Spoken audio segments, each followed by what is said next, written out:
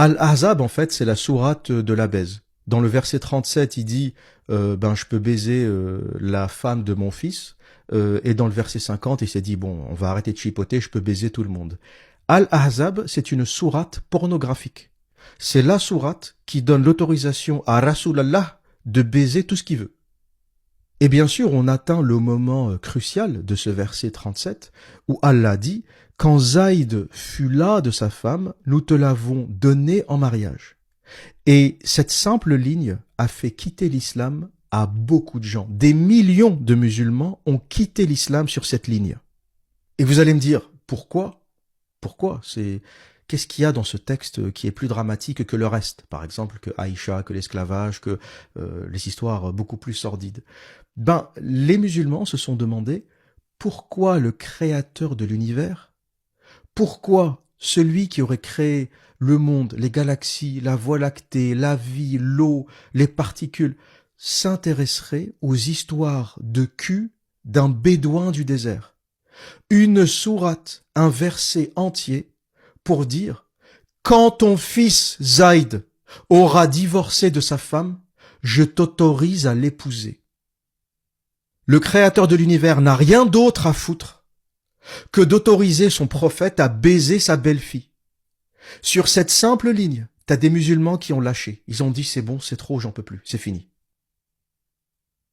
On leur a raconté des histoires, on leur a dit oui, Aïcha c'est une exception, c'est un miracle. Bon, ils ont avalé, ils ont bouffé. Miam miam, ferme ta gueule. Ton imam t'a dit tu te tais, tu te tais.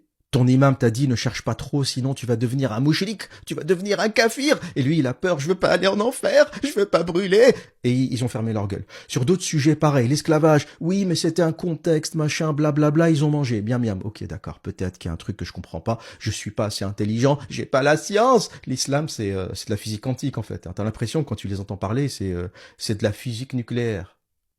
Et ils ont bouffé. À chaque fois, tu bouffes les couleuvres. On te donne des explications débiles et tu manges. Et t'en as, ils sont arrivés à ça. Ils ont dit, ça suffit. Il y a rien qui justifie ça. Le créateur de l'univers qui fait divorcer le fils du prophète pour que le prophète épouse sa femme. Il y a rien qui justifie ça. C'est du n'importe quoi. Et voilà ce que nous dit le tafsir de Ibn Kathir. Quand Zaïd fut là de sa femme, nous te l'avons donné en mariage. Cela signifie que lorsque Zaïd eut assez d'elle, cessa tout rapport conjugal et se sépara d'elle, Dieu la lui a donnée en mariage. On a avancé que le prophète, sallallahu alayhi wa que Allah le salue et le bénisse, c'est casse-couille ces trucs. À chaque fois qu'il y a le mot prophète, il y a qu'Allah le bénisse et le salue, à chaque fois ça fait des trucs à rallonge. En fait, les tafsirs seraient 2 fois plus courts, en fait, ils feraient 2 fois moins le volume s'il n'y avait pas à chaque fois après le prophète ou après Mohammed, halali halala, qu'Allah le bénisse et le salue. C'est casse-couille, c'est insupportable. Quoi qu'il en soit, on a avancé que le prophète se maria avec elle par une inspiration de Dieu sans qu'il ait de dot, ni de tuteur, ni contrat, ni témoin parmi les humains. Le mec, non seulement il épouse sa belle-fille, la femme de son fils, mais il l'épouse sans dot, sans contrat, sans témoin. Personne ne fait ça en islam. Personne ne fait ça. Et la simple raison, c'est que le mec est un crevard et un obsédé sexuel. Il voulait baiser sa belle-fille, il s'est écrit une sourate pour fermer la gueule à tout le monde, parce que tous les gens qui disent « Comment ça, prophète? Déjà, t'épouses ta belle-fille, il y a un truc qui va pas, mais en plus, sans témoin, sans dot, sans contrat. C'est quoi? C'est une esclave? C'est une clocharde? C'est quoi ?» Et à ce propos, Anas a rapporté, après l'écoulement de la période de viduité de Zainab, le messager de Dieu dit à Zaïd, va chez elle et mentionne-moi auprès d'elle. Zaïd partit chez elle et la trouva en train de pétrir le pain. Il raconta, en la voyant, elle devint très chère à moi, à tel point que mes regards ne purent la voir et de la mettre au courant du désir de l'envoyé de Dieu.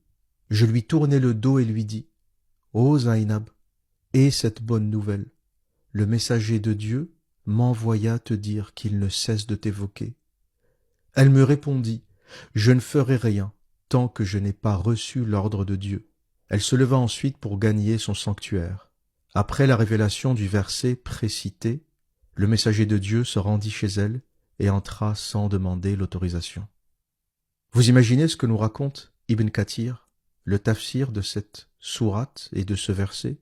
Comme s'il ne suffisait pas de lui avoir volé sa femme, le prophète a en plus humilié son fils adoptif.